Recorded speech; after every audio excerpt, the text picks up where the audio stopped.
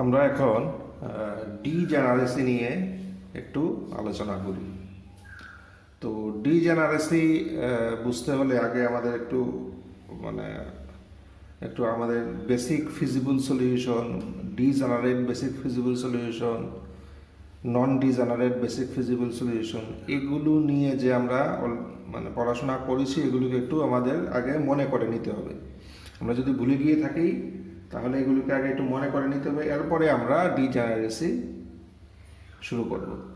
তো first of all এলপিপিতে বহু জায়গায় পাবে তোমরা যে বেসিক ফিজিবল সলিউশন, এই কথাটা basic feasible solution, basic feasible solution বহু এলপিপি বইয়ে না হলেও 200-250 বার এই কথাটার উল্লেখ আছে, বেসিক ফিজিবল সলিউশন। তো what is basic feasible solution, তিনটা টার্মকে আমরা যদি মানে বুঝতে চাই, সলিউশন কি অলরেডি তোমাদের জানা আছে। সলিউশন কি, যেটা কোনো একটা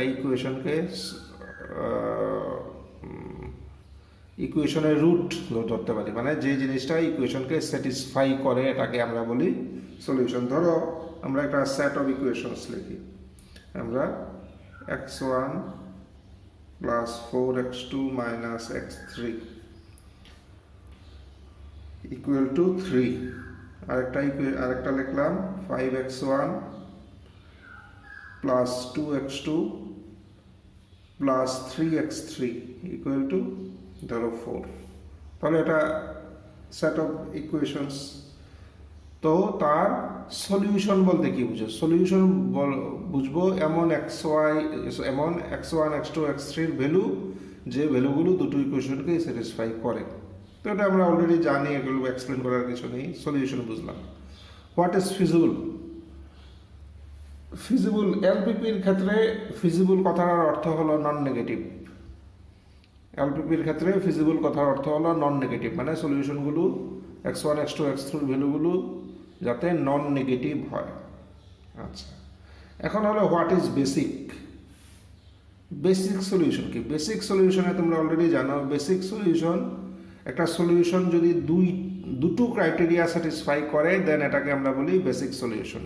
কি কি দুটো ক্রাইটেরিয়া? ক্রাইটেরিয়া হলো এখানে দেখো নাম্বার অফ ইকুয়েশনস কয়টা? নাম্বার অফ ইকুয়েশনস এটাকে বলা হয় m। নাম্বার অফ ইকুয়েশনস হলো দুটো। নাম্বার অফ আননোন কয়টা? নাম্বার অফ আননোন হলো 3টা, এটাকে বলা হয় n। তাহলে n মাইনাস m কত? n minus m equal to 1। তো বেসিক সলিউশন তাকে বলা হবে যার মধ্যে কমপক্ষে n মাইনাস mটা 0 আছে। কমপক্ষে n মাইনাস m সংখ্যক 0 থাকবে, তাকে আমরা বেসিক সলিউশন বলা যেতে পারে। কিন্তু যেটা বললাম দুইটা ক্রাইটেরিয়া, এটা হলো একটা ক্রাইটেরিয়া। আরেকটা ক্রাইটেরিয়া হলো এই n মাইনাস m ছাড়া বাকি যতটা ভেরিয়েবল থাকবে, এই n মাইনাস m ছাড়া যতটা ভেরিয়েবল থাকবে, এই ভেরিয়েবলগুলোর সাথে যে ভেক্টরগুলো আছে এই ভেক্টরগুলো লিনিয়ারলি ইন্ডিপেন্ডেন্ট হতে হবে। এই ভেক্টরগুলো লিনিয়ারলি ইন্ডিপেন্ডেন্ট হতে হবে। আচ্ছা, আমরা একটা এক্সাম্পল নিয়ে ডিসকাস করি। ধরো আমরা দেখি, আমরা একটা ধরো 5/9, 11/18, 0 এই একটা আমরা পয়েন্ট নিলাম। আমি দেখি এটা weather it is A basic feasible solution. আচ্ছা, আগে আমরা দেখে নিই যে সলিউশন কিনা, মানে এটা স্যাটিসফাই করে কিনা। একটু বসিয়ে দেখে নাও, 5/9 4 টাইমস 11/18, 5/9 4 টাইমস 11/18। তোমরা দেখো, হ্যাঁ রেজাল্ট 3। এখানে বসাও 25/9, এদিকে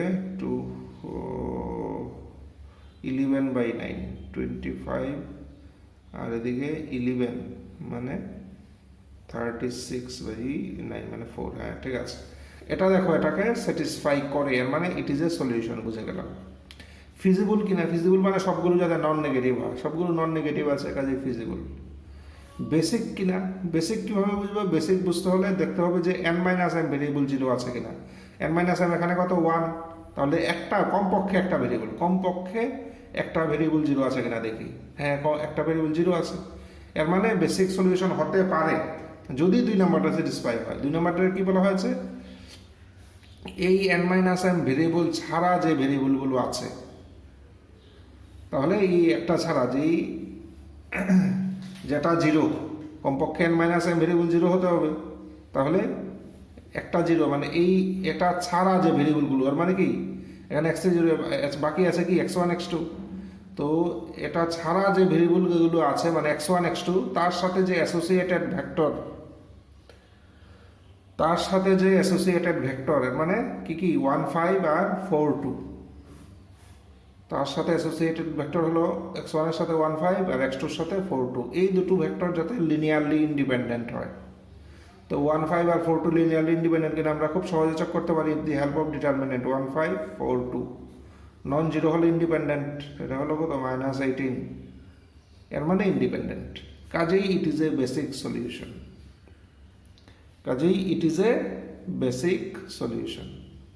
তা বেসিক সলিউশন আশা করি তোমাদের মনে পড়লো যে হোয়াট ইজ বেসিক সলিউশন। আমি আবারও বলছি যে n minus m variable zero হতে হবে কমপক্ষে, আর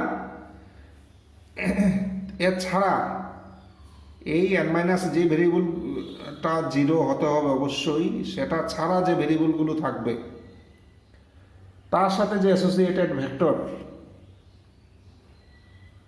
এই ভেক্টরগুলো লিনিয়ারলি ইন্ডিপেন্ডেন্ট হতে হবে, তাহলে এটাকে বলা হয় বেসিক সলিউশন। আচ্ছা, বেসিক ফিজিবল সলিউশন। এখন হলো ডিজেনারেট আর non degenerate basic feasible solution. আচ্ছা, নন ডিজেনারেটটা বলি। নন ডিজেনারেট বেসিক। নন ডিজেনারেট কি? নন ডিজেনারেট হলো আমরা কি বলেছি, কমপক্ষে n মাইনাস m ভেরিয়েবলের ভ্যালু জিরো, তাহলে কমপক্ষে এই ক্ষেত্রে একটা ভেরিয়েবলের ভ্যালু জিরো। এখন যদি দেখা যায় যে ভেরিয়েবলটার ভ্যালু জিরো, এটাকে আমরা বলি নন বেসিক ভেরিয়েবল। এখন যদি দেখা যায় যে না, যে এটা ছাড়াও অন্য ভেরিয়েবলগুলোর ভ্যালুও একটা দুটো জিরো আছে, তাহলে এটাকে বলা হয় ডিজেনারেট বেসিক সলিউশন। কখন? যে n মাইনাস m ভেরিয়েবলের ভ্যালু তো জিরো অবশ্যই হতে হবে, কিন্তু এই n মাইনাস m ভেরিয়েবলের ভ্যালু ছাড়া অন্য ভেরিয়েবলের ভ্যালু যদি জিরো থাকে, মানে এই দুটোর মধ্যে যদি কোনোটা জিরো থাকে, এই দুটোকে বলা হয় বেসিক ভেরিয়েবল, এটাকে বলা হয় নন বেসিক ভেরিয়েবল। তো এই বেসিক ভেরিয়েবলগুলোর মধ্যে যদি কোনোটা জিরো থাকে, তাহলে এটাকে বলা হয় ডিজেনারেট বেসিক সলিউশন। আর নন ডিজেনারেট মানে বেসিক ভেরিয়েবলগুলো নট ইকুয়াল টু জিরো, কোনোটাই জিরো না বেসিক ভেরিয়েবল। আর ডিজেনারেট মানে সব ইকুয়াল টুটা। ডিজেনারেট মানে বেসিক ভেরিয়েবলের মধ্যে একটা দুটো তিনটে, মানে কমপক্ষে একটা যদি জিরো থাকে, অ্যাটলিস্ট ওয়ান বেসিক ভেরিয়েবল যদি জিরো হয়, then it is a degenerate basic feasible solution. তাহলে আমার মনে হয় যে degenerate and non degenerate basic feasible solution আমাদের কাছে এখন ক্লিয়ার। আচ্ছা, এখন আমরা যাই যে আমরা সিমপ্লেক্স মেথড বা বিগ-এম মেথডে আসলে আমরা কি করেছি। আমরা তো আমাদের স্টেপগুলো শেখানো হয়েছে, এই করো আমরা অ্যাকর্ডিংলি করেছি। আসলে ব্যাকগ্রাউন্ডে কি কাজটা হয়েছে, ব্যাকগ্রাউন্ডের কাজটা দেখি আমরা। ব্যাকগ্রাউন্ডে ধরো আমরা আগে যে করেছি, যে কোনো একটা প্রবলেম, ধরো এই প্রবলেমটা নেই, এখানে একটা জাস্ট প্রবলেম আমরা সলভ করেছিলাম। ধরো একটা টেবিল, এটা একটা সিমপ্লেক্স টেবিল। এখানে আসলে আমরা কি করি, ব্যাকগ্রাউন্ডের ঘটনাটা দেখো। ব্যাকগ্রাউন্ডের ঘটনাটা হলো আর কিছুই না, আমরা করি কি, আমরা বেসিক ফিজিবল সলিউশন বের করি প্রত্যেকটা টেবিলে বেসিক ফিজিবল সলিউশন আমরা বের করি। আচ্ছা, কিভাবে বুঝে? এখানে যেমন এটার ক্ষেত্রে আমরা কি বলছি, আমরা বলছি যে আমরা বেসিক ফিজিবল সলিউশন বের করি। তাহলে এখানে বেসিক ফিজিবল সলিউশন কি বের করেছি এই টেবিলে? হ্যাঁ, বের করেছি। কোনটা বেসিক ফিজিবল সলিউশন? এই যে এটা হলো basic feasible solution. x4 = 3, x6 = 4, x7 = 5, এটা হলো বেসিক ফিজিবল সলিউশন। তো তোমরা জিজ্ঞেস করতে পারো, তাহলে বেসিক ফিজিবল সলিউশন আমরা কিভাবে বুঝলাম? বেসিক ফিজিবল সলিউশন আমরা বুঝলাম, দেখো কিভাবে। এখানে কয়টা ভেরিয়েবল আছে? টোটাল আছে 7টা ভেরিয়েবল, x7 পর্যন্ত টোটাল 7টা ভেরিয়েবল আছে। দেখো আমি একটু লিখছি, x1, x2, x3, x4, x5, x6, x7। আচ্ছা, x4 এর জন্য আমি যে কোনো একটা টেবিল নিলাম। আমি কিন্তু যেটা বলতে চাইছি সেটা হলো প্রত্যেকটা টেবিলেই আমরা বেসিক ফিজিবল সলিউশন বের করি। তো তোমাদের বোঝানোর জন্য আমি জাস্ট এই টেবিলটা নিলাম। প্রতিটা টেবিলে একই ঘটনা। আচ্ছা, x4 এর ভ্যালু কত এই টেবিলে? 3। x4 এর ভ্যালু 3। x6 এর ভ্যালু কত? 4। আর x7 এর ভ্যালু কত? x7 এর ভ্যালু হলো 5। আচ্ছা, বাকি ভেরিয়েবলগুলো দেখো এই টেবিলে নিয়ে আমি কি বলেছিলাম, যে ভেরিয়েবলগুলো অ্যাবসেন্ট এগুলোর ভ্যালু কি? এগুলোর ভ্যালু আমরা ধরি 0, কারণ এগুলো হলো নন বেসিক ভেরিয়েবল। আর যেগুলো টেবিলে আছে এগুলিকে বলা হয় বেসিক ভেরিয়েবল। যেগুলো টেবিলে আছে এগুলো হলো বেসিক ভেরিয়েবল, বাকিগুলো হলো নন বেসিক ভেরিয়েবল। আচ্ছা, এবার আমি বলছি যে এখানে যে সলিউশনটা আমরা বের করেছি এটা হলো বেসিক ফিজিবল সলিউশন। কেন বলছি দেখো, কারণটা হলো বেসিক ফিজিবল সলিউশনের কি ক্রাইটেরিয়া? দুটো ক্রাইটেরিয়া। বেসিক সলিউশনের দুটো ক্রাইটেরিয়া। কি কি ক্রাইটেরিয়া? যে অ্যাটলিস্ট n-m ভেরিয়েবলের ভ্যালু 0 হতে হবে। আচ্ছা, এখানে n কত? n হলো নাম্বার অফ আননোন, মানে 7টা। m কত? m হলো নাম্বার অফ ইকুয়েশন। তো এই প্রবলেমটা যখন আমরা নিয়েছি, দেখো নাম্বার অফ ইকুয়েশন 3টা নিশ্চয়ই ছিল, যে ভেক্টরের কম্পোনেন্ট 3টে করে আছে, মানে ইকুয়েশন 3টে ছিল। আমার অরিজিনাল প্রবলেমটা এখন এই শিটে নেই, আমি দেখাতে পারছি না, বাট এটা খুব ক্লিয়ার, মানে ইজিলি আন্ডারস্ট্যান্ডেবল যে এখানে 3টা ইকুয়েশন ছিল। এই জন্যই এই যে ভেক্টরগুলোতে 3টা করে কম্পোনেন্ট, এর মানে নাম্বার অফ ইকুয়েশন হলো 3। তাহলে n-m ভ্যালু কত? n-m মানে 7 - 3 মানে 4। এর মানে কমপক্ষে 4টা ভেরিয়েবলের ভ্যালু 0 থাকতে হবে। তো আমরা দেখি সলিউশনে 4টা ভেরিয়েবলের ভ্যালু 0 আছে কি? দেখো 4টা ভেরিয়েবলের ভ্যালু 0 আছে। তাহলে বেসিক সলিউশনের ফার্স্ট ক্রাইটেরিয়াটা হলো। সেকেন্ড ক্রাইটেরিয়াটা কি? এগুলো ছাড়া, এই কমপক্ষে যেগুলো 0 হতে হবে এগুলো ছাড়া যে ভেরিয়েবলগুলো থাকবে, এর মানে x4, x6, x7, এগুলোর সাথে যে অ্যাসোসিয়েটেড ভেক্টর, এই ভেক্টরগুলো লিনিয়ারলি ইন্ডিপেন্ডেন্ট হতে হবে। এবার দেখো x4, x6, x7 এর সাথে অ্যাসোসিয়েটেড ভেক্টর কি? a4, a6, a7। এই যে a4 মানে 1 0 0, a6 0 1 0, a7 0 0 1। তো সিমপ্লেক্স মেথডটা ডিজাইন করাই এভাবে যে এটা সবসময় স্ট্যান্ডার্ড বেসিস হয়। তো স্ট্যান্ডার্ড বেসিস মানে কি? এটা সবসময় লিনিয়ারলি ইন্ডিপেন্ডেন্টই হবে। আমরা জানি 1 0 0 0 1 0 0 0 1, এটা স্ট্যান্ডার্ড বেসিস হয়। কেন হয়? এটা সবসময় লিনিয়ারলি ইন্ডিপেন্ডেন্ট। 1 0 0 1 সবসময় লিনিয়ারলি। ডিটারমিনেন্ট যদি আমরা তৈরি করে দেখি, ডিটারমিনেন্টের ভ্যালু কত আসবে? ডিটারমিনেন্টের ভ্যালু হলো 1, এর মানে নট ইকুয়াল টু 0। কাজেই এই ভেক্টরগুলো লিনিয়ারলি ইন্ডিপেন্ডেন্ট। তাহলে এখানে যে ভেক্টরগুলো আছে, মানে এই ভেক্টরগুলো সবসময় লিনিয়ারলি ইন্ডিপেন্ডেন্ট। কাজেই বেসিক সলিউশনের সেকেন্ড ক্রাইটেরিয়াটা হলো, তাই না? কাজেই এখানে আমরা আসলে কি বেসিক সলিউশন প্রতিটা টেবিলে বেসিক সলিউশন বের করছি। প্রতিটা টেবিলে আমরা একটা কাজই করি, সেটা হলো বেসিক সলিউশন বের করা। এখন ঘটনা হলো, তাহলে এতগুলো টেবিল কেন করছি? তার কারণ হলো, আমরা দেখো বেসিক সলিউশন বের করে এখানে এই স্টেজে এসে আমরা চেক করি তার অপটিমালিটি। অপটিমালিটি মিনস এই বেসিক সলিউশন দিয়ে আমরা অবজেক্টিভ ফাংশনের একটা ভ্যালু পাবো। একটা ধরো আমাকে একটা জিনিস ম্যাক্সিমাইজ করতে বললো, ম্যাক্স জেড ইকুয়াল টু এত, ঠিক আছে?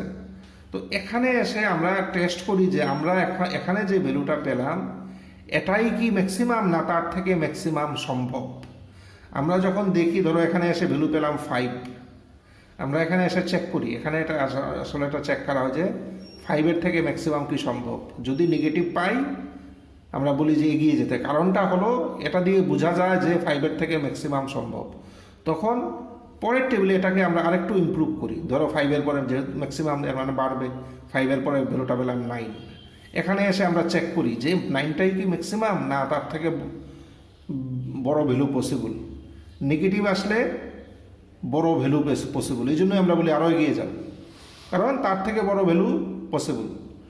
তো এর মানে কি, প্রতিটা স্টেপে আমরা বেসিক সলিউশন বের করছি। এই বেসিক সলিউশনটার সাহায্য নিয়ে আমরা অবজেক্টিভ ফাংশনের ভ্যালু বের করছি, আর এখানে এসে টেস্ট করছি যে অবজেক্টিভ ফাংশনের ভ্যালুটা আদৌ কি ম্যাক্সিমাম, মানে আদৌ কি অপটিমাল কিনা। ম্যাক্সিমাম হতে পারে, মিনিমাম হতে পারে, আদৌ কি অপটিমাম। যদি নেগেটিভ আসে আমরা বুঝি যে না, অপটিমাম না, এর থেকে বড় ভ্যালু সম্ভব বা এর থেকে ছোটো ভ্যালু সম্ভব অ্যাকর্ডিং টু দি প্রবলেম। তো এই জন্য আমরা এই ভ্যালুটাকে আবার ইমপ্রুভ করি। এর মানে যদি ম্যাক্সিমাইজেশন প্রবলেম হয়, প্রতিটা স্টেপে কিন্তু এটাকে আমরা জেডের ভ্যালুটাকে আমরা ইমপ্রুভ করে চলছি। প্রথমে যদি 5 পাই, এরপরে দেখবে 9 পাবো, এরপরে হয়তো 11 পাবো, মানে ভ্যালুটাকে বাড়িয়ে বাড়িয়ে বাড়িয়ে বাড়িয়ে নিয়ে যাচ্ছে। যেখানে এসে দেখি সবগুলো নন নেগেটিভ, সেখানে আমরা বুঝে যাই যে না, ম্যাক্সিমাম ভ্যালু পেয়ে গেছি, এর থেকে জেডকে বাড়ানো সম্ভব না। বা যদি মিনিমাইজেশন প্রবলেম হয়, আমরা এখানে দেখি ভ্যালু কত, দেখলাম ভ্যালু 20, এখানে ভ্যালু 20, এরপরে এখানে চেক করি যে 20 কি মিনিমাম না তার থেকে মিনিমাম পসিবল। নেগেটিভ আসলে বুঝি যে না, তার থেকেও মিনিমাম পসিবল। তখন এখানে এসে আরেকটা ফিজিবল সলিউশন বের করেই জিনিসটাকে আমি আরেকটু কমাই, 20 থেকে ধরো পড়লাম 15, এখানে এসে চেক করি যে 15 কি মিনিমাম না তার থেকে আরও কমানো যেতে পারে। নেগেটিভ আসলে আমরা বুঝবো যে না, কমানো যাবে, তখন এটাকে আরও একটু আবার ইমপ্রুভ করে আরেকটা বেসিক ফিজিবল সলিউশন বের করি।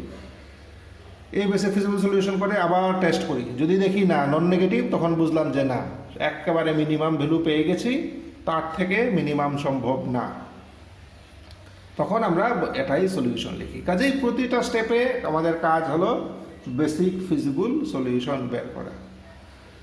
আচ্ছা, এখন ঘটনা হলো যে আমরা কেন শুধু বেসিক ফিজিবল সলিউশনে বের করি? আমাকে তো বলেছে যে এটার অপটিমাল সলিউশন বের করতে, এই এলপিপির মিনিমাম বা ম্যাক্সিমাম সলিউশন বের করতে হবে। তো বেসিক ফিজিবল সলিউশনের সাথে তার কী সম্পর্ক? বেসিক ফিজিবল সলিউশনের সাথে তার সম্পর্কটা হলো বিকজ অফ এ থিওরেম। তোমরা যেটা অলরেডি জানো, আমরা পেয়েছি একটা থিওরেম যে অবজেক্টিভ ফাংশনটা, একটা এলপিপির অবজেক্টিভ ফাংশন ম্যাক্সিমাম বা মিনিমাম হবে অনলি এট এ বেসিক ফিজিবল সলিউশন। সবসময় বেসিক ফিজিবল সলিউশনের মধ্যেই এটা মিনিমাম বা ম্যাক্সিমাম মানে অপটিমাম হবে। এখন দেখো ব্যাপার হলো বেসিক ফিজিবল সলিউশনের সংখ্যা কয়টা? ধরো 3টা ভেরিয়েবল, 3টা ইকুয়েশন, 3টা ধরো ইকুয়েশন, আর সাপোজ বোঝানোর জন্য 3টা ইকুয়েশন, 2টো আননোন, তাহলে ম্যাক্সিমাম বেসিক ফিজিবল সলিউশন কয়টা হয়?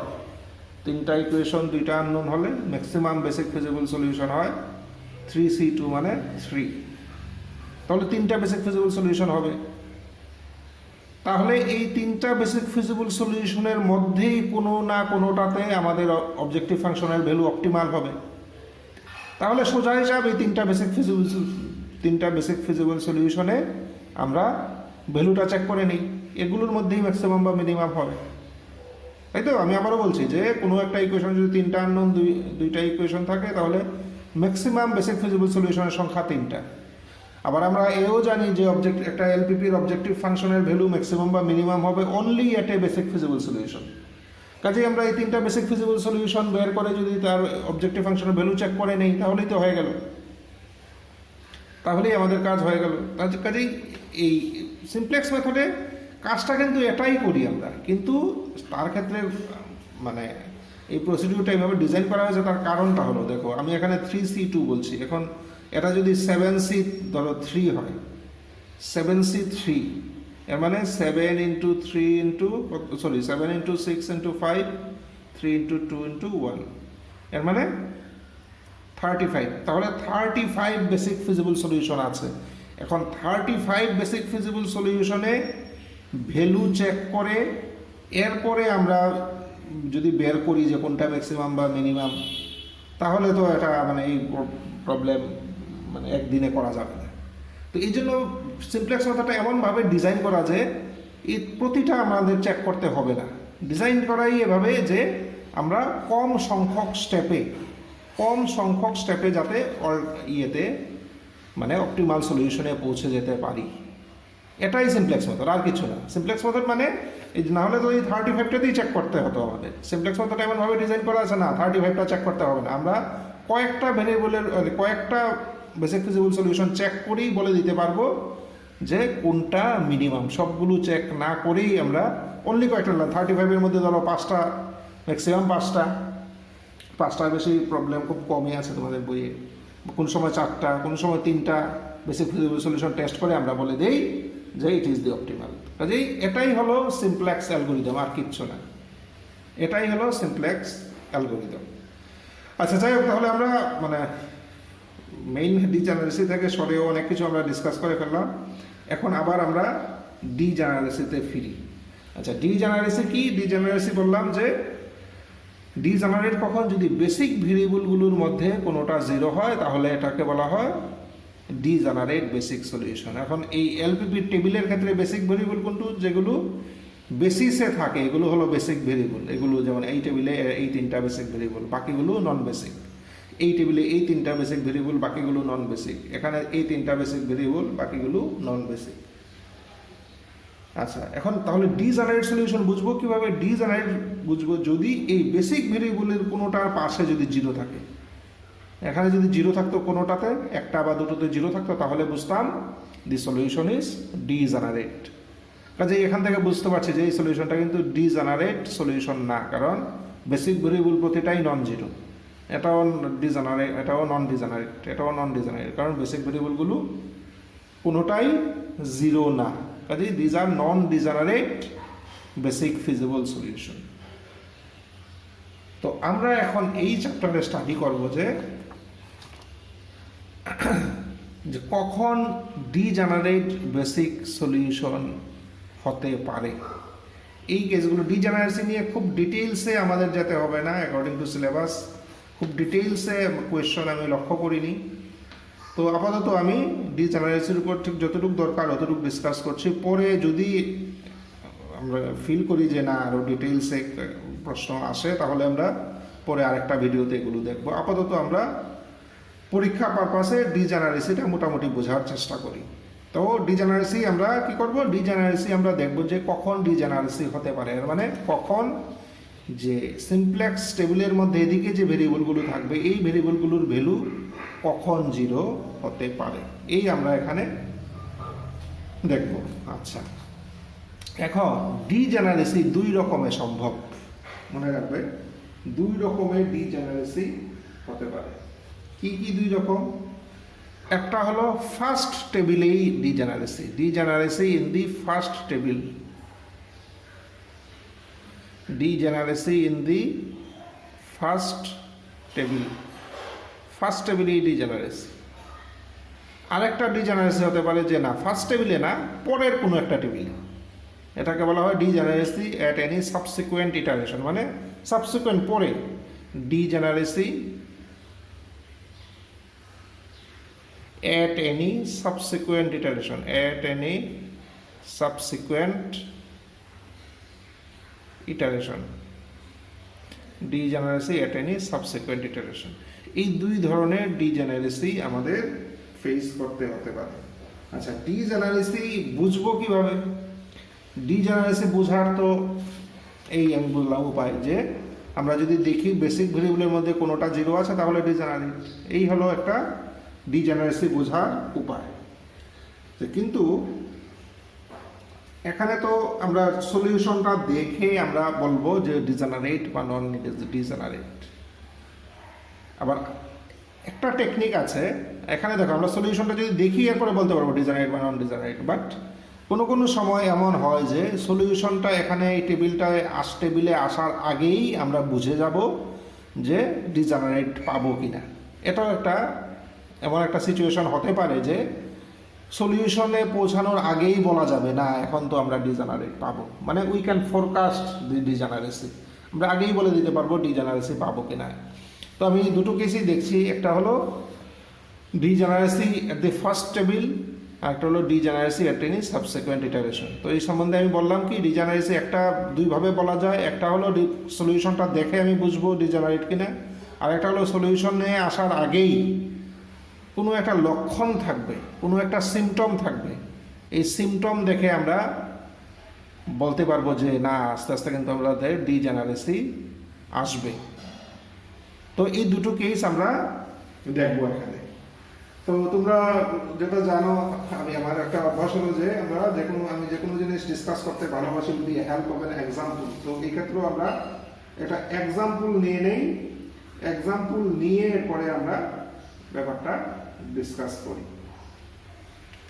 আচ্ছা, এক্সাম্পল হিসাবে আমি এক কাজ করি।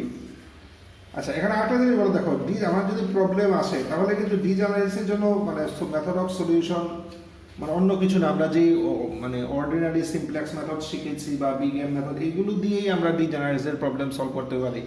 জাস্ট মানে নতুন কিছু এখানে মানে মেথড অফ সলিউশনের মধ্যে নতুন কিছু আমরা এখন শিখবো না, আমরা জাস্ট শিখবো যে ডিজেনারেসি আমরা কিভাবে আইডেন্টিফাই করব, আর কিছু না। মেথড অফ সলিউশন কিন্তু আগে যা শিখেছি এক্স্যাক্টলি সেম, আর কিছুই না। শুধু আমরা ডিজেনারেসির ব্যাপারটা বুঝি কিনা, আমরা কি বুঝতে পারছি কোথায় ডিজেনারেসি এসছে বা কোথায় ডিজেনারেসি আসতে পারে, এগুলো নিয়ে so that we can comment. এগুলো যাতে আমরা বুঝি এবং এগুলো যাতে আমরা ইন্ডিকেট করতে পারি যদি কোয়েশনে চায়। কোয়েশনে দিল সলভ দিস এলপিপি, তাহলে আমরা যে সব মেথড জানি এই মেথডে সলভ করলাম।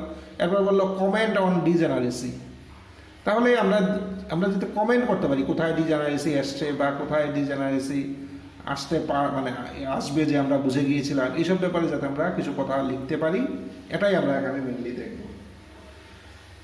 আচ্ছা, তো ডিজেনারেসি নিয়ে আমরা একটা প্রবলেম নিয়ে এগিয়ে যাই। সাপোজ আমি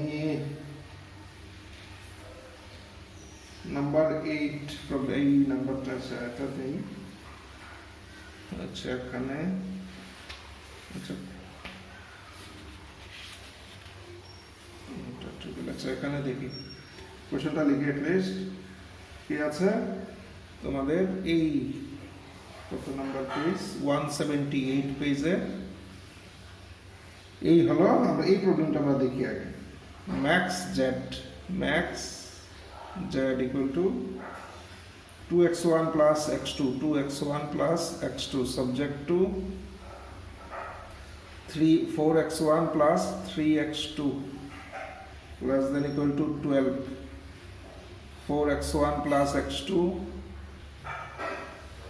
less than equal to 8, less than equal to 8, and 4x1 minus x2 less than equal to 8, 4x1 minus x2 less than equal to 8, less than equal to 8. আচ্ছা, আর x1 x2 x3 x1 x2 greater than equal to 0, x1 x2 greater than equal to 0। এই হলো আমার problem. তো এটাকে আমরা solve করব আমরা using আমাদের যে মেথড জানা আছে, এই মেথডে আমরা সলভ করব। তো আমরা এগিয়ে যাই। আমরা কি করব, তাহলে কি লিখব, introducing slack variables,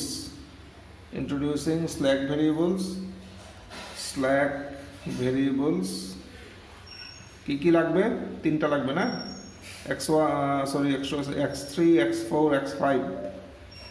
we can rewrite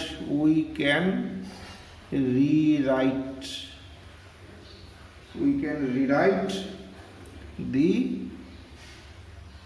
LPP as, আচ্ছা কিভাবে লিখবো, max z equal to 2x1 plus x2 subject to 4x1 plus 3x2 plus x3 slack variable already জানো, 4x1 plus x2 plus x4, 4x1 minus x2 plus x5 equal to 8 equal to 12, x1 x2 x3 x4 and x5 প্রত্যেকটাই greater than equal to 0। এই হলো আমাদের standard ফর্মে আমরা নিয়ে এলাম। এখন অর্ডিনারি সিমপ্লেক্স মেথড ইউজ করে আমরা এটাকে সলভ করব। তো আমরা জানি কয়টা লাগবে, 10টা কলাম লাগবে, 5টা ভেরিয়েবল আছে, আরও 5টা বেশি লাগে। আমরা দেখেছিলাম যে তাহলে 10টা কলাম আমাদের লাগবে। আমরা এখানে প্রবলেমটা সলভ করার চেষ্টা করি। আচ্ছা, দিক থেকে আঁকি।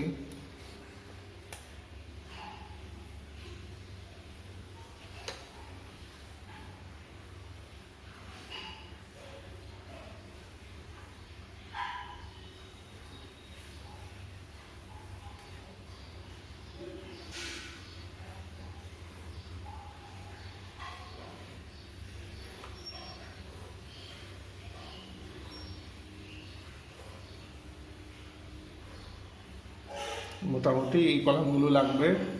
আচ্ছা, আমরা হরাইজন্টাল লাইনগুলো দিয়ে দিই।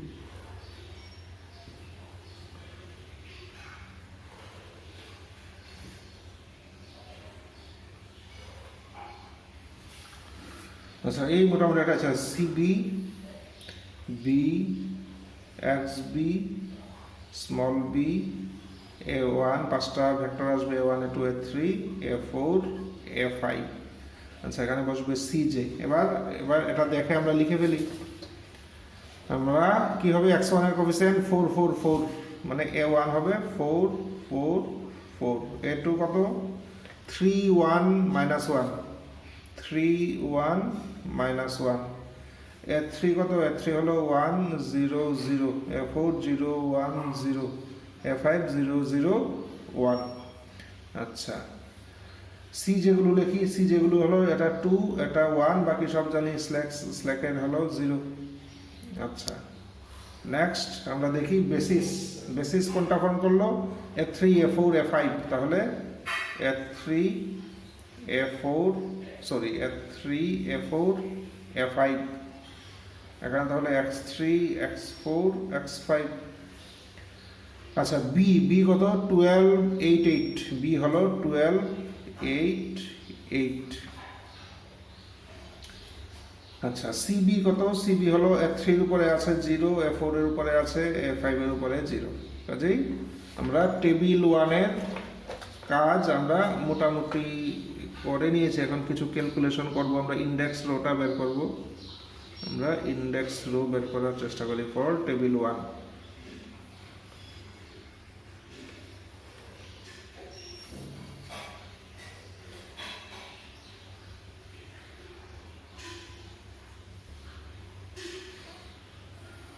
এই হলো টেবিল 1 এর ইন্ডেক্স রো।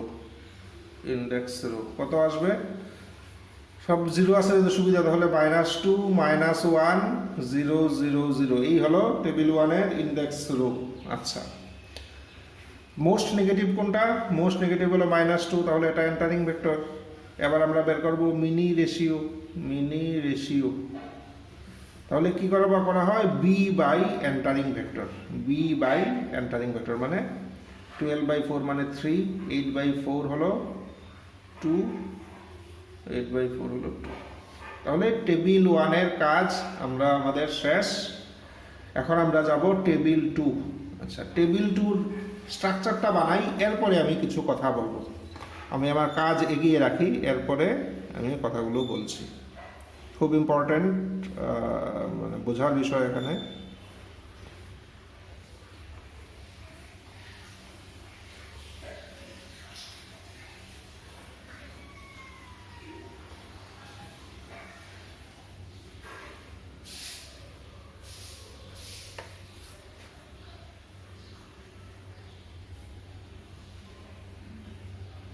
তাহলে টেবিল 2 স্ট্রাকচারও আমরা মোটামুটি বানিয়ে ফেলেছি।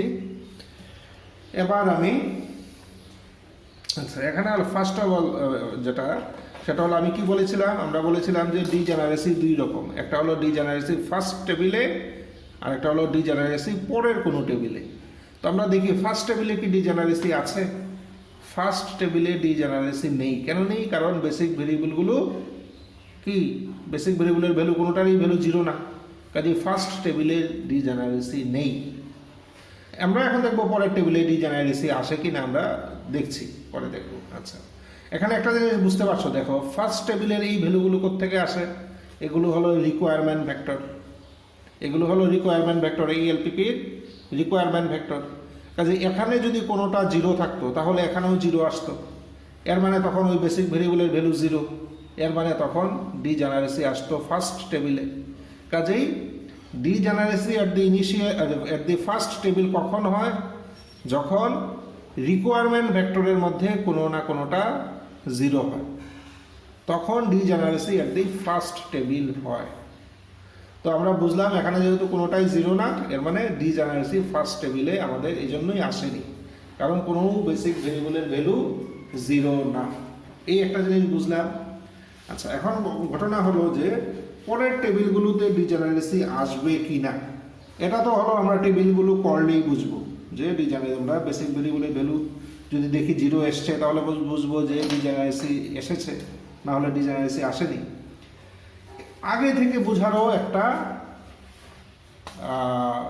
মানে আগে থেকে বোঝার, যেটা আমি বলেছিলাম যে সিমটম আছে, আগে থেকে বোঝারও একটা সিমটম আছে। সিমটমটা কি?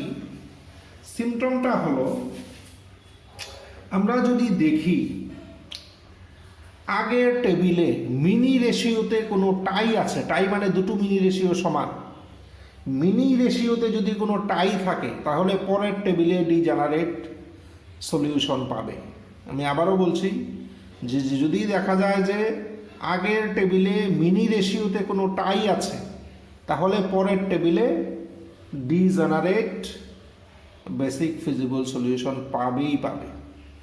তো এখানে দেখো এই টেবিলে দেখো মিনি রেশিও কোনটা, দুটোই সেম, দুটোই মিনিমাম।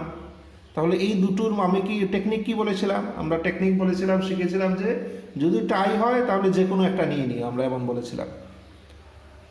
তো এখানে টাই আছে, এর মানে পরের সলিউশনটা অবশ্যই ডিজেনারেট সলিউশন হবে। তো আমরা দেখি আসলে আমরা যে মানে গ্যাস করছি, আমরা গ্যাস করছি যেহেতু টাই আছে পরের সলিউশনটা ডিজেনারেট সলিউশন, আমরা যা গ্যাস করছি তা ঠিক কিনা আমরা দেখি। আচ্ছা, এখন এগিয়ে যেতে হলে দেখো আমাদের যেহেতু টাই, আমরা কি বলছি যে কোনো একটা নেব, তাহলে আমাদের ডিসিশন নিতে হবে যে কোনটা নেব। আমাদের ডিসিশন নিতে হবে যে আমরা কোন সলিউশনটা এই ক্ষেত্রে নেব। তো আমরা এক কাজ করি, আমরা ধরো এটা নিয়ে নিই, এটা নিয়ে নিই, দেখি কি হয়। একটা না একটা তো নিতেই হবে, আইদার এটা আর এটা। আমরা ধরো এটা নিলাম, তবে দেখি কি হয়। তো এটা যদি মিনি রেশিও চয়েস করি তাহলে কত হবে? কি এলিমেন্ট এগিয়ে এসে কোনটাকে পাবো? এটাকে পাবো। এটা হবে কি এলিমেন্ট, আর আউটগোয়িং কোনটা? A4, A4 is B the outgoing vector. আচ্ছা, তাহলে যাই পরের টেবিলে। পরের টেবিলে কি হবে? পরের টেবিলে হবে এটা হলো এন্টারিং A1, A4 বেরিয়ে যাবে। তাহলে A4 এর জায়গায় A1, বাকি সব সেম। A3, A4 এর জায়গায় A1, A5, X3, X1, X5। এখানে A3 এর উপরে আছে 0, A1 এর উপরে 2, A5 এর উপরে 0। আচ্ছা, 1 বানাই। 1 বানালে কত পাবো? 2, 1, 1/4, 0, 1/4, 0। আচ্ছা, এবার কি কাজ? এবার এই দুটোকে আমার 0 বানাতে হবে। এই দুটোকে 0 বানালে দেখো আমরা এটা মুখে মুখে করে নিতে পারবো যেহেতু সেম আছে। এটার ক্ষেত্রে এটা হবে 0, এটা হবে 0, এরপর একটা -2, এরপর একটা 0, এরপর একটা -1, এরপর একটা 1। আচ্ছা, এটার ক্ষেত্রে তো আরো সোজা। এটার ক্ষেত্রে 4, 0, 2, 1, -1, 0। আচ্ছা, তাহলে আমরা সেকেন্ড টেবিলের ক্যালকুলেশন করে ফেললাম। এবার আমরা দেখি যে অনুমান আমরা করেছিলাম সেটা কি ঠিক, যে অনুমান আমরা করেছিলাম সেটা কি ঠিক, আমরা এটা এখন দেখি। জাস্ট আমি ইন্ডেক্স থ্রো করার জন্য স্ট্রাকচারটা বানিয়ে কথা বলছি। এটা হলো ইন্ডেক্স রো।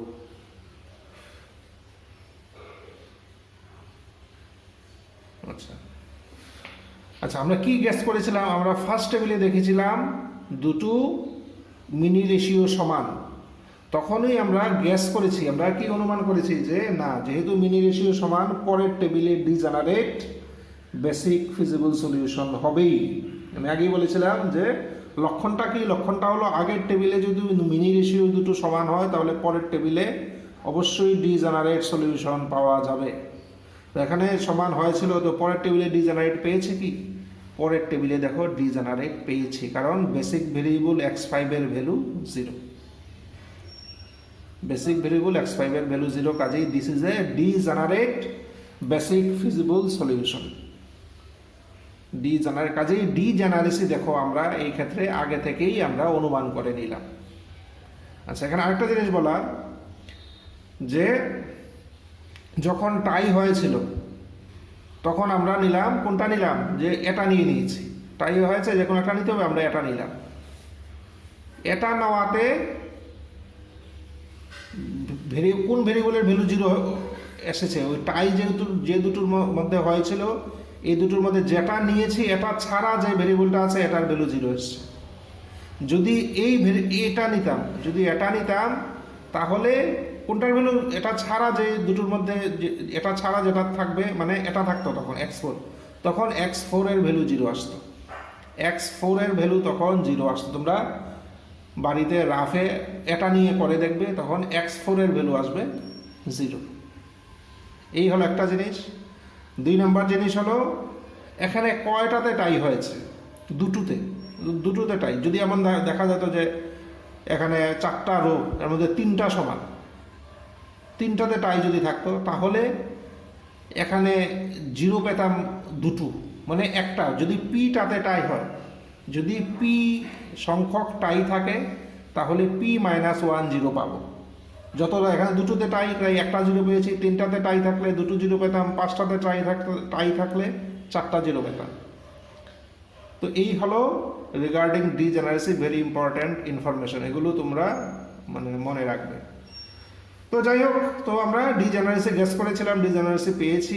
এবার যেটা আগে বলেছি যে ডিজেনারেসির ব্যাপারে আমাদের সাথে জাস্ট ডিজেনারেসিটা আমাদের বুঝতে হবে, আর আদারওয়াইজ মেথড অফ সলিউশনে ডিজেনারেসির জন্য কোনো চেঞ্জ নেই। আমরা যেই প্রবলেম যেভাবে আমরা আগে সলভ করেছিলাম এইভাবেই আমরা সব করব। তাহলে পরের টেবিলে যাই। সরি, আমরা তো ইন্ডেক্স রো বানাইনি, ইন্ডেক্স রো দেখে নেই আমাদের পরের টেবিল লাগবে কি না, দেখে নেই। কত হবে, সরি 2 - 2 0, 2/4 মানে হাফ -1, মানে এই তো ওটা ইয়ে আছে মাইনাস হাফ, এরপরটাতে 0, এরপরটাতে হাফ, এরপরটাতে 0। আচ্ছা, নেগেটিভ যেহেতু আছে আমাদের এগিয়ে যেতে হবে। এটা এন্টারিং ভেক্টর, তো এন্টারিং ভেক্টরের কম্পোনেন্ট দিয়ে বিকে ডিভাইড করি, এটা হলো 2। আচ্ছা, মিনি রেশিও হলো এটা না, তাহলে এটা হবে এন্টারিং ভেক্টর হলো 2। এবার 2/1/4 মানে 8, আর এটার ক্ষেত্রে তো নেগেটিভ আছে মানে করবো না। আচ্ছা, মিনি রেশিও কোনটা 2, তাহলে 2 দিয়ে এভাবে গেলাম, গিয়ে এটাকে পেলাম। এটা হলো কি এলিমেন্ট, A3 বেরিয়ে যাবে, A3 বেরিয়ে যাবে। আচ্ছা, পরের টেবিলে যাই, পরের টেবিলে দেখি কি হয়।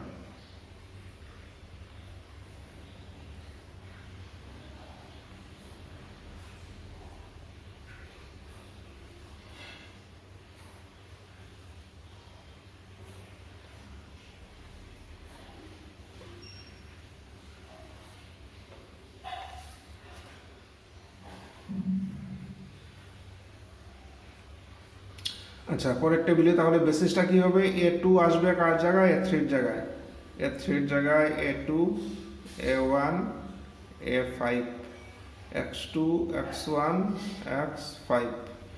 আচ্ছা, A2 এর উপরে আছে 1, A1 এ সরি হ্যাঁ A1 এর উপরে আছে 2, A5 এর উপরে আছে 0।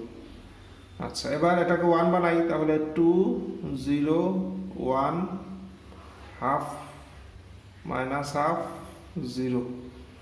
এবার এই দুটোকে আবার বানাতে হবে 0। তাহলে আমরা একটু রাফ করে নিই। আচ্ছা, রাফ আমরা এখানেই করি। কি আছে, আচ্ছা তাহলে এটা লিখি 2 1 1/4 উপরে দাগ দিয়ে রাখলাম, 0 1/4 0। কার সাহায্যে বানাবো, এটার সাহায্যে 2 0 1 হাফ হাফ মাইনাস হাফ 0। কি করব, -1/4 দিয়ে মাল্টিপ্লাই করে যোগ করব, তাহলে এটা হবে 2 - হাফ মানে 3/2, এটা হবে 1, এরপর একটা 0, এরপর একটা -1/8।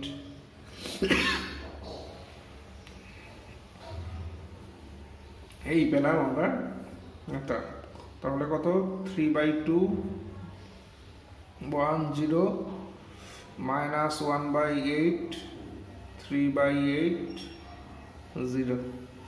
আচ্ছা, এটার ক্ষেত্রে দেখো রাফে না করলেও চলবে, আমরা এমনি লিখে ফেলতে পারবো। জাস্ট এটা আগে লিখবার পরে দুটো যোগ করে দিলেই হবে না? তাহলে আমরা পাবো 4 0 0 1 -2 ওইদিকে 1। এই পেলাম আমরা টেবিল 3 ক্যালকুলেশন প্রায় শেষ। এবার দেখি আমরা টেবিল 3-তে কি শেষ করতে পারবো। ইন্ডেক্স রুটটা বের করি, তাহলেই বুঝবো। পজিটিভ এসে গেলে তো আমরা বেঁচে গেলাম, নাহলে আমাদের টেবিল 4-এ যেতে হবে। আচ্ছা, দেখি ইন্ডেক্স রো কি বলে। This is our index row. আচ্ছা, তাহলে দেখি কত। 2 - 2 মানে 0, এদিকে 1 - 1 মানে 0, এদিকে কত হবে এটা, তো হাফ, এদিকে -1/2 মানে 1/4। এরপরেরটা এরপরেরটাও 1/4, এরপরেরটা 0।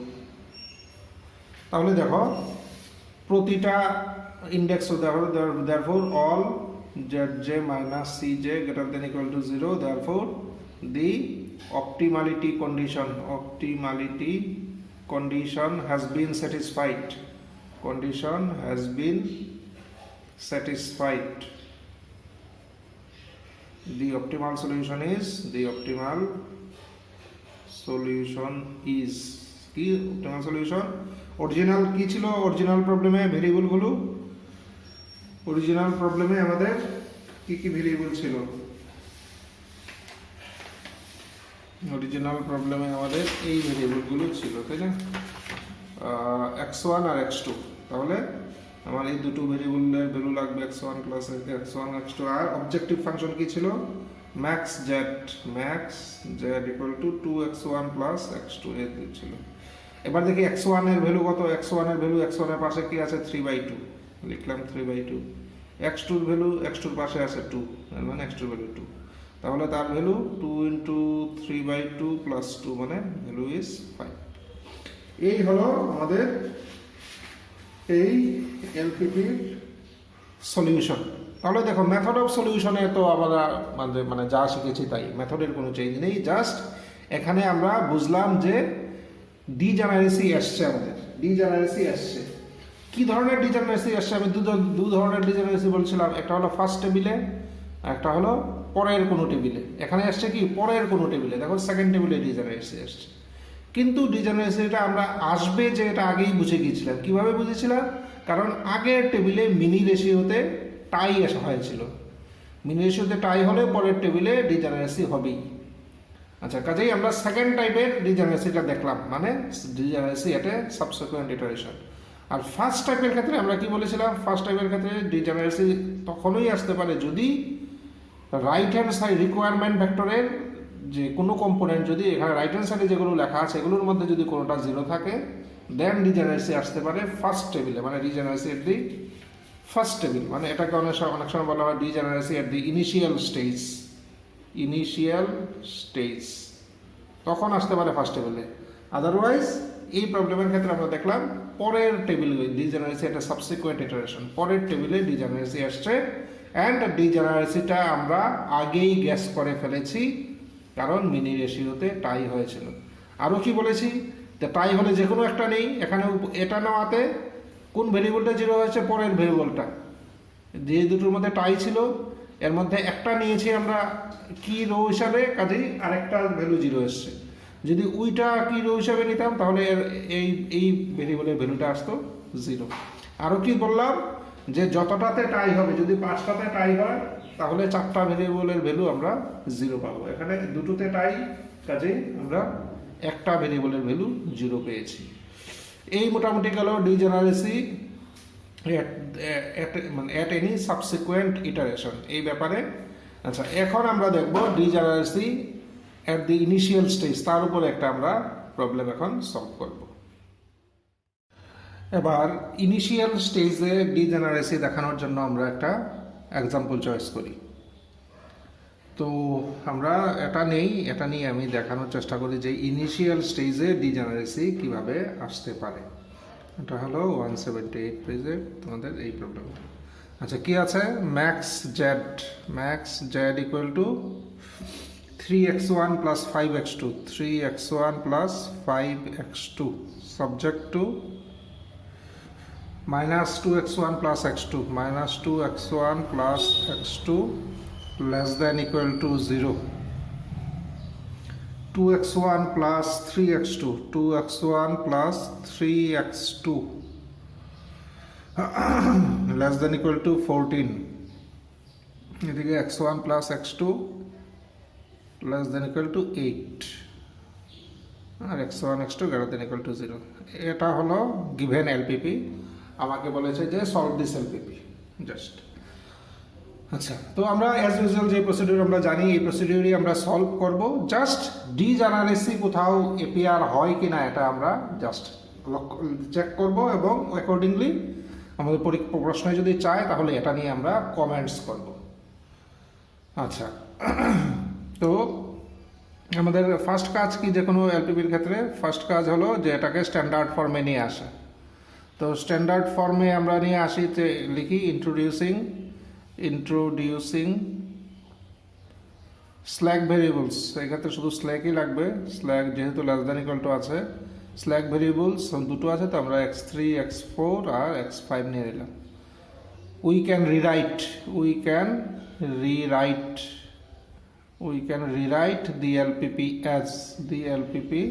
as আচ্ছা, কি লিখি? max z equal to 3x1 plus 5x2 subject to minus 2x1 plus x2 plus slack দিয়ে দিলাম x3, 2x1 plus 3x2 এটাতে দিয়ে দিই x4 আর x1 plus x2 প্লাস এটাতে দিয়ে দিই x5।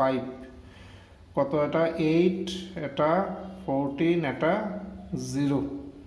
এখানে x1 x2 x3 x4 x5 greater than equal to 0। এই হলো আমরা এলপিপিটাকে আমরা একটা ফর্মে নিয়ে এসে স্ট্যান্ডার্ড ফর্মে নিয়ে আসছি। এখন জাস্ট সিমপ্লেক্স অ্যালগরিদম ইউজ করে এটাকে আমরা সলভ করতে পারবো। আচ্ছা, তো আমরা তাহলে যাই, আমরা সিমপ্লেক্সের টেবিল বানিয়ে আমরা সিমপ্লেক্স অ্যালগরিদমে এটাকে সলভ করার চেষ্টা করি। কয়টা ভেরিয়েবল আছে টোটাল? 5টা, মানে 10টা কলাম লাগবে আমাদের। 5টা বেশি কলাম লাগে, আমাদের 10টা কলাম লাগবে। তাহলে 1 2 3 এরপরে 4 5 6 7 8 9 10 মোটামুটি এই 10টা কলাম। আর এদিকে এটা দিয়ে দিলাম।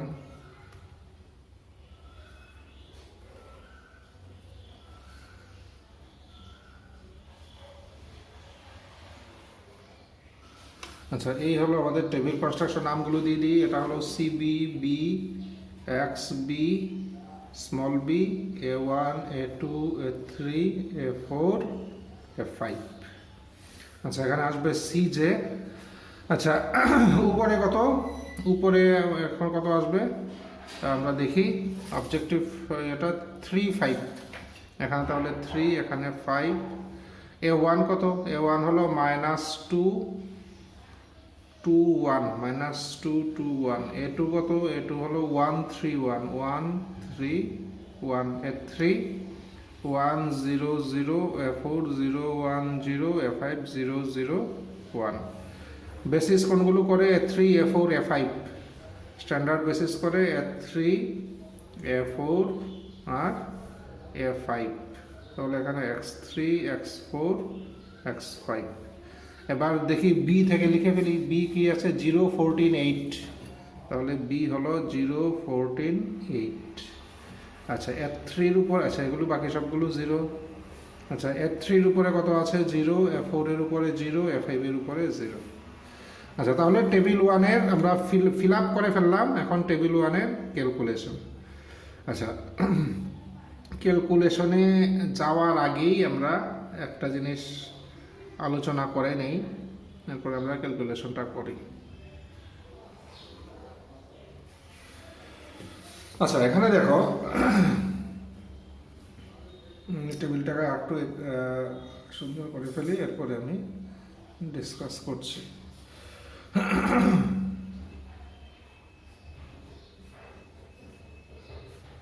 আচ্ছা, এখানে এটা হলো ইন্ডেক্স রো। তো ফার্স্ট টেবিল, এটা হলো ফার্স্ট টেবিল। আমি কি বলেছিলাম যে এখানে বির নিচে আমরা যা লিখি তাহলে আসলে এটা আসলে কি, এটা হলো একটা বেসিক ফিজিবল সলিউশন। এটা হলো একটা বেসিক ফিজিবল সলিউশন। এগুলো হলো বেসিক ভেরিয়েবল, এগুলো হলো বেসিক ভেক্টর। তো যাই হোক, এই বেসিক ফিজিবল সলিউশনে দেখো এটা কি বেসিক ভেরিয়েবলের ভ্যালু 0। বেসিক ভেরিয়েবলের ভ্যালু আমরা দেখছি 0। এর মানে ইট is a degenerate basic feasible solution. It is a degenerate basic feasible solution. কিভাবে বুঝলাম? কারণ বেসিক ভেরিয়েবলের ভ্যালু 0 আছে, এই কারণে এটা ডিজেনারেট সলিউশন। তাহলে দেখো এখানে একেবারে ফার্স্ট টেবিলেই ডিজেনারেসি আছে। এটাকেই বলা হয় ডিজেনারেসি এট দি ইনিশিয়াল স্টেজ। এই ডিজেনারেসি কেন আসছে? কারণ যেটা আমরা বলেছিলাম যে রিকোয়ারমেন্ট ভেক্টরটার মধ্যে দেখো 0 আছে, এই জন্যই ফার্স্ট টেবিলেই ডিজেনারেসি আসছে। তো এটা হলো ডিজেনারেসি। আমরা যে দুটো টাইপের ডিজেনারেসি আমরা ডিসকাস করেছিলাম, তো এই দুটো টাইপের মধ্যে দেখো আমরা ফার্স্ট এর আগে দেখলাম ডিজেনারেসি ইজ দি সাবসিকুয়েন্ট ইটারেশন, এটা আমরা অলরেডি দেখেছি। আর এখন যে এক্সাম্পলটা নিলাম তার মধ্যে ডিজেনারেসি দি ফার্স্ট টেবিল, মানে ইনিশিয়াল স্টেজেই ডিজেনারেসি আছে। তো এটা আমরা আইডেন্টিফাই করলাম। এখানে যদি পরীক্ষায় আমাকে কমেন্টস করতে বলতো তাহলে আমরা বলতাম যে এখানে ডিজেনারেসি আছে, ফার্স্ট টেবিলেই আছে। কিভাবে বুঝলাম? কারণ বেসিক ভেরিয়েবল x3 এর ভ্যালু 0। কেন হলো এমন?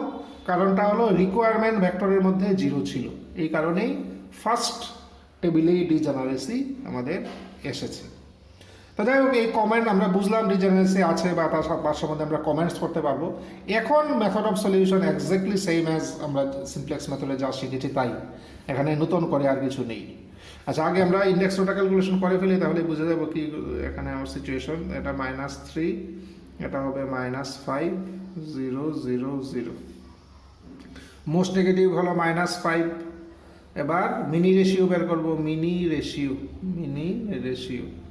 বের করি। মিনি রেশিও কি হবে? মিনি রেশিও দেখো 0/1 মানে 0, 14/3 আসলে 14/3 আর হলো 8/1। তাহলে মিনিমাম কোনটা? মিনিমাম হলো 0। তাহলে 0 বরাবর এগিয়ে যাই, এগিয়ে গিয়ে কোনটাকে পেলাম? এটাকে পেলাম। এটা হলো কি এলিমেন্ট, আর A3 হবে ডিপার্টিং ভেক্টর। আচ্ছা, এখানে দেখো একটা ডিসকাশন আমি আবার করি, এটা তোমরা অলরেডি জানো যে মিনি রেশিও তো কখনো নেগেটিভ হওয়া পসিবল না। মিনি রেশিও নেগেটিভ হতে পারে না। কেন পারে না? কারণ mini ratio is the ratio of কার বি বাই এন্টারিং ভেক্টর। আচ্ছা, বি বাই এন্টারিং ভেক্টর হলো মিনি রেশিও। এবার দেখো B is always non negative. কেন বি নন নেগেটিভ? কারণ এই প্রবলেমটা সলভ করার আগে এটাকে আমরা স্ট্যান্ডার্ড ফর্মে নিয়ে আসি। স্ট্যান্ডার্ড ফর্ম মানে রিকোয়ারমেন্ট ভেক্টরটা নন নেগেটিভ হতে হবে, এটাকেই স্ট্যান্ডার্ড ফর্ম বলে। এই কারণে বি কখনো এখানে নেগেটিভ হতে পারে না। আচ্ছা, আমরা কি করি? Mini ratio B by entering vector. এবার দেখলাম বি নন নেগেটিভ। এন্টারিং ভেক্টরের ক্ষেত্রে আমরা কি করি? কি বলেছিলাম? শুধুমাত্র পজিটিভ হলে আমরা মিনি রেশিও বের করি, নেগেটিভ বা 0 হলে আমরা মিনি রেশিও বেরই করি না। কাজেই mini ratio is the ratio of two non negative quantity. বিও নন নেগেটিভ, এন্টারিং ভেক্টরের কম্পোনেন্টও নন নেগেটিভ। মিনি রেশিও বের করার সময় কম্পোনেন্টটা নন নেগেটিভই হয়। এই কারণে মিনি রেশিও কখনো নেগেটিভ হতে পারে না। কাজেই মিনি রেশিওর lowest value is 0। Mini ratio lowest value 0। কাজেই এখানে যখন আমরা 0 পেয়ে গেছি তখন আমি অলরেডি বুঝে গেছি যে বাকিগুলো যাই আসুক না কেন এটাই সবসময় মিনিমাম হবে, এটাই মিনি রেশিও হবে। তো তো যাই হোক, এটা একটা জাস্ট একটা মানে এক্সট্রা ইনফরমেশন, মানে জাস্ট আমার মনে হলো তোমাদের সাথে শেয়ার করি এই ইয়েটা। তো যাই হোক, এটা হলো মিনি রেশিও। তাহলে আমরা তাহলে টেবিল 1-এর কাজ শেষ। টেবিল আমরা এরপরে যেহেতু নেগেটিভ আছে, টেবিল 2-তে আমাদের যেতেই হবে। আমরা যাই টেবিল 2-তে।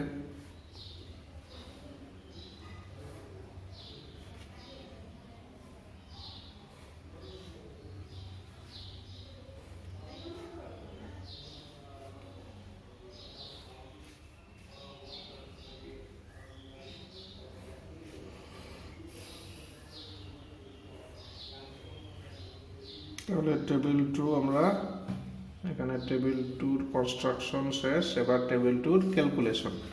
আচ্ছা, টেবিল 2-র ক্ষেত্রে A2 ঢুকবে আর বেরিয়ে আসবে A3, মানে A3-র জায়গায় A2। তাহলে A2, A4, A5, এখানে X2, X4, X5। আচ্ছা, কি কাজ আমাদের? আচ্ছা, A2-র উপরে কি আছে লিখে দেবে। A2-র উপরে 5, A4-এর উপরে 0, A5-এর উপরে 0। আচ্ছা, কি কাজ এখন? কাজ হলো কি এলিমেন্টকে 1 বানাবো আর বাকি দুটোকে 0 বানাবো।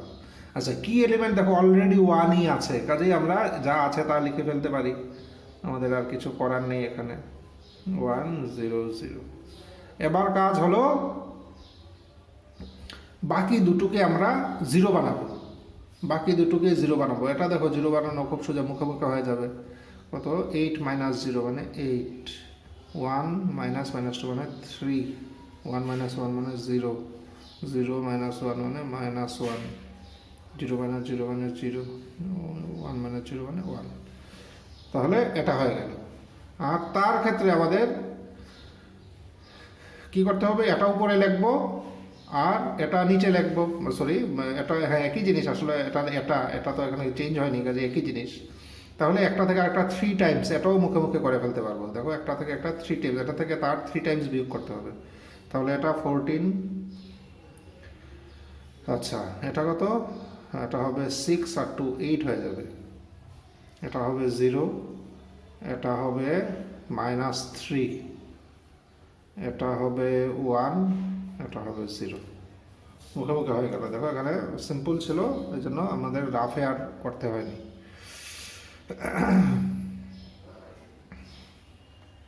আচ্ছা, তাহলে আমরা টেবিল 2-এরও আমরা ক্যালকুলেশন প্রায় শেষ। এখন আমরা টেবিল 2-র ইন্ডেক্স রো বের করে দেখি।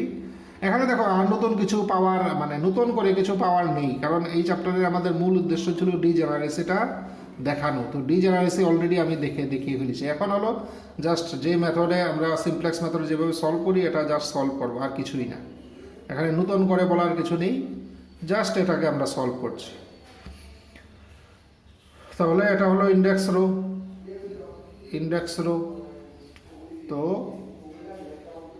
আমরা কি করব? আমরা বার করি ইন্ডেক্স রো এলিমেন্টগুলো। -10 -3 মানে -13, -13, 5 - 5 মানে 0, 5, এটা 0, এটা 0। তাহলে এই হলো আমাদের কাজে। নেগেটিভ যেহেতু আছে, এটা হলো এন্টারিং ভেক্টর, মোস্ট নেগেটিভ। এবার মিনি রেশিও কি করে বের করব? বি বাই এন্টারিং ভেক্টর, শুধুমাত্র পজিটিভ এন্টারিং ভেক্টরগুলো নেব। এটা নেগেটিভ, কাজে ব্ল্যাঙ্ক ছেড়ে দেব।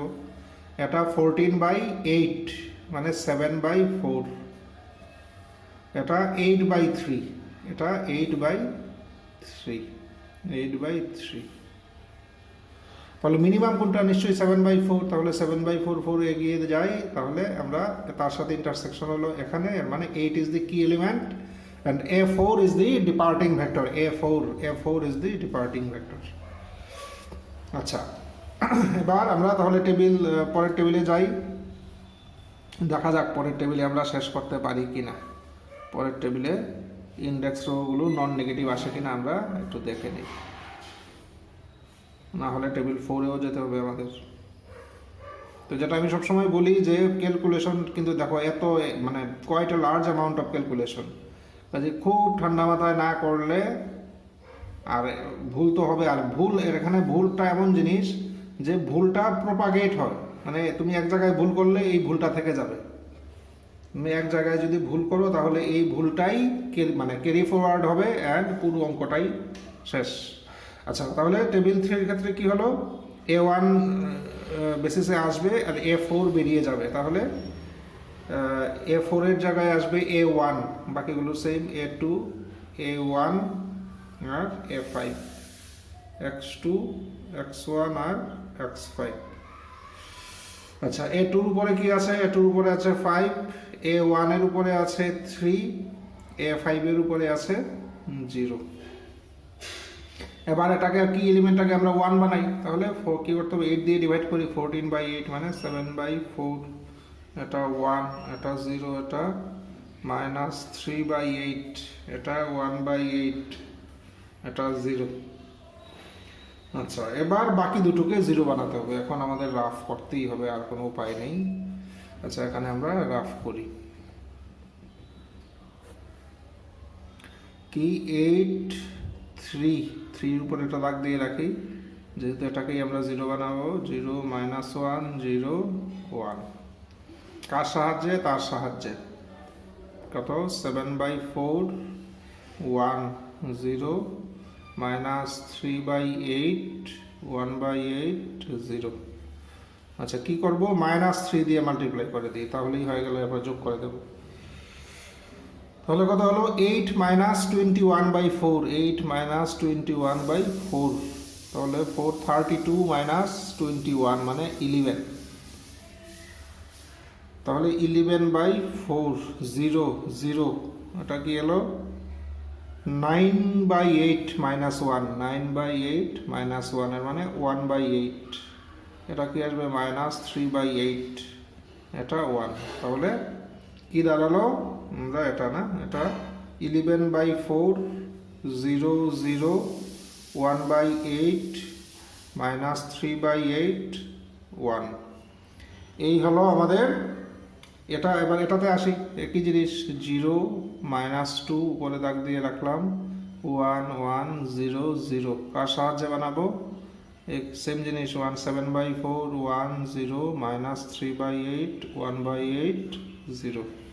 কি করি, +2 দিয়ে মাল্টিপ্লাই করে যোগ করে দিই, তাহলে 7/2, 0, 1 কত হবে, 1 - 3/4, তাহলে 1/4, 1/4, এটা 1/4, এটা 0, তাহলে 7/2, 0, 1, 1/4, 1/4, 0। এই হলো টেবিল 3। এবার দেখি টেবিল 3 এর ক্ষেত্রে ইন্ডেক্স রো বের করি, দেখি আমাদের কপালে কি আছে। যদি নন নেগেটিভ হয় দেন তো বেঁচে গেলাম, না হলে টেবিল 4 এ যেতে হবে আমাদের।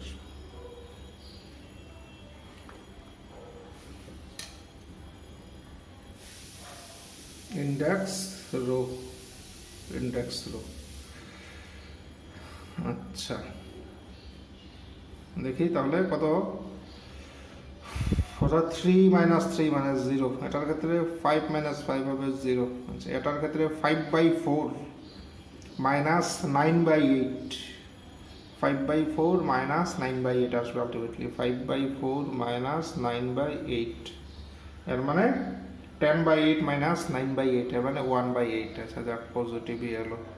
এটার ক্ষেত্রে 5/4 + 3/8, 5/4 + 3/8, 5/4 + 3/8, তাহলে এটার ক্ষেত্রে হয়ে গেল, এটা হলো এদিকে 10/8 আর 3/8 মানে 13/8, 13/8 পজিটিভ পেয়ে গেলাম। তার ক্ষেত্রে 0। যাক, তাহলে দেখো আমরা কি লিখবো, all here, all zj - cj greater than equal to 0, therefore the optimality condition has been satisfied, optimality condition has been satisfied, optimality condition has been satisfied, therefore the optimal solution is আচ্ছা, original প্রবলেমে কি কি ছিল? Original প্রবলেমে আমরা এই দুটো না, মানে x1 x2 ছিল, তাহলে এই দুটোর ভ্যালুই আমাদের বের করতে হবে, x1 x2 and আর কি চাই, ম্যাক্স জেড কত দেওয়া ছিল, max Z equal to 3x1 plus 5x2, এই জিনিসটার ভ্যালু আমাদের বের করতে হবে। আচ্ছা তাহলে দেখি x1 ফাইনাল টেবিলে x1 এর পাশে কত লেখা, 7/4, তাহলে x1 এর ভ্যালু 7/4। ফাইনাল টেবিলে x2 এর পাশে কত লেখা, x2 এর পাশে লেখা 7/2, কাজে x2 এর ভ্যালু 7/2। তাহলে এগুলো ইউজ করে দিই, x1 এর value 7/4 plus 5 into 7/2 equal to, এটা কত হবে 91/4, it is 91/4। কাজেই এই এলপিবিটা সলভ হয়ে গেল। এটা হলো ম্যাক্সিমাম ভ্যালু অফ জেড আর এটা হলো অপটিমাল সলিউশন। কাজে দেখো এখানে মানে নতুন কিছুই নেই, আমরা অর্ডিনারি সিমপ্লেক্স মেথড যেভাবে করেছি একই জিনিস, জাস্ট এই অঙ্কের ক্ষেত্রে মানে নতুন কি জানলাম, এটা হলো ডিজেনারেসি জানলাম। কি করে বুঝলাম ডিজেনারেসি, কারণ বেসিক ভেরিয়েবলের ভ্যালু 0 আছে, এই কারণে ডিজেনারেসি। তো ডিজেনারেসি কোথায় আসছে, এখানে দেখো একবার প্রথম টেবিলেই চলে এসেছিল ডিজেনারেট, ফার্স্ট টেবিলে। কাজেই এটা হলো এক্সাম্পল মানে আবার প্রবলেম হোয়ার ডিজেনারেসি অ্যাপিয়ার্স এট দি ইনিশিয়াল স্টেজ, প্রথম স্টেজেই আমাদের ডিজেনারেসি ছিল। আচ্ছা ডিজেনারেসিটা কেন এসেছিল, কারণ যেটা বলেছি যে রিকোয়ারমেন্ট ভেক্টরের মধ্যে 0 ছিল, যে কারণে ফার্স্ট টেবিলেই আমাদের ডিজেনারেসি চলে এসছে। আচ্ছা যাই হোক পরের টেবিলেও দেখো এখানেও আমাদের এটাও ডিজেনারেট, এই সলিউশনটাও ডিজেনারেট সলিউশন, কারণ বেসিক ভেরিয়েবল x2 ভ্যালু 0। তো তাহলে যদি আমাকে বলে কমেন্ট অন ডিজেনারেসি, যদি অঙ্কটার ক্ষেত্রে কমেন্ট অন ডিজেনারেসি বা identify whether there is any degeneracy এর প্রবলেম, তাহলে আমরা এখানে লিখব যে আমরা দেখব ইন দি উই হ্যাভ এভাবে লিখি, we can see that the value of the basic variable x3 in the first table is 0, therefore the basic feasible solution obtained in the first table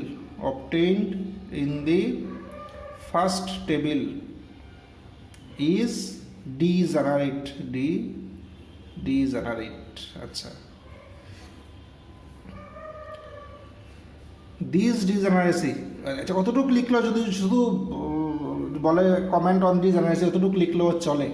তো আমি আরেকটু এক্সট্রা লিখছি, দেখো তোমার just this degeneracy appears, this degeneracy appears because of the presence of zero in the requirement vector, requirement ভেক্টরের 0 ছিল বলেই এখানে 0 এসছে, এই কারণে ফার্স্ট টেবিলেই ডিজেনারেসি আমাদের চলে এসছে। তো এটা আমরা ডিজেনারেসি নিয়ে এখানে বললাম। তাহলে দেখো ডিজেনারেসির মানে টপিকটা আমাদের প্রায় শেষ। আমরা দুটো কেস দেখলাম ডিজেনারেসির, দুটো কেসের মধ্যে একটাতে দেখলাম যে ডিজেনারেসি এট এনি সাবসিকুয়েন্ট ইটারেশন, মানে ডিজেনারেসি অঙ্কটা করতে গেলে যে মধ্যের কোনো একটা টেবিলে ডিজেনারেসি হয়। তো এটার একটা এক্সাম্পল দেখলাম আমরা এখানে, এটা ছিল এক্সাম্পল, সেখানে আমরা 2 নাম্বার টেবিলে এসে ডিজেনারেসি পেয়েছি। কেন পেয়েছিলাম, কারণ এটা কেন পেয়েছিলাম আমরা আগেই বুঝে গেছি পাবো। কেন পাবো, কারণ ঠিক আগের টেবিলে এন্টারিং ভেক্টরের মধ্যে মিনি রেশিওতে টাই ছিল। তো মিনি রেশিওতে যদি টাই হয় তাহলে পরের টেবিলে ডিজেনারেসি আসে, এই কারণে আমরা আগেই বুঝেছি যে এখানে একটা ডিজেনারেসি আসবে। তো এই গেল ডিজেনারেসি নিয়ে আমাদের এক ধরনের প্রবলেম, যেখানে ডিজেনারেসি আসে কোনো ইন্টারমিডিয়েট টেবিলে। আর ডিজেনারেসি নিয়ে আমাদের আরেকটা প্রবলেম ছিল এটা, যেখানে ডিজেনারেসি কোথায় আসছে, ফার্স্ট টেবিলেই ডিজেনারেসি চলে আসছে। তো ফার্স্ট টেবিলের ক্ষেত্রে ডিজেনারেসি আসে আমরা বুঝতে পারি কিভাবে, রিকোয়ারমেন্ট ভেক্টরে 0 থাকলে ফার্স্ট টেবিলেই আসে। আর ইন্টারমিডিয়েট টেবিলে কখন আসে, যখন আমরা দেখব যে মিনি রেশিওতে টাই থাকে, তখন ইন্টারমিডিয়েট টেবিলে ডিজেনারেসি আসে। তো এই হলো রিগার্ডিং ডিজেনারেসি আমাদের আলোচনা। তো তোমরা ডিজেনারেসির প্রবলেমগুলো অ্যাজ ইউজুয়াল মেথডে সলভ করবে, বাট যেখানে ডিজেনারেসি নিয়ে কমেন্ট করতে বলবে সেখানে তোমরা এভাবে কমেন্টস লিখবে যে কোথায় ডিজেনারেসি আসছে এবং কেন আসছে। এখানে যেমন ডিজেনারেসি আসছে সাবসিকুয়েন্ট টেবিলে, পরের টেবিলগুলোতে, প্রথম টেবিলে ছিল না, পরের টেবিলগুলোতে এসেছিল। কেন এসেছিল বা কিভাবে বুঝবো যে আসবে, কারণ এর আগের টেবিলে মিনি রেশিওতে টাই হয়েছে, এই জন্য আসবে, আমরা বুঝে গেছি। তো এই কমেন্টসগুলো তোমাদের বুঝিয়ে লিখতে হবে এক্সামিনার, যাতে মানে পরে স্যাটিসফাইড হয়। সিমিলারলি এখানেও ডিজেনারেসি এসেছিল ফার্স্ট টেবিলে, তো কেন এসছে, রিকোয়ারমেন্ট ভেক্টরে 0 ছিল, এই জন্য এসছে। তো ডিজেনারেসির টপিকটা আমরা তাহলে এখানে শেষ করলাম।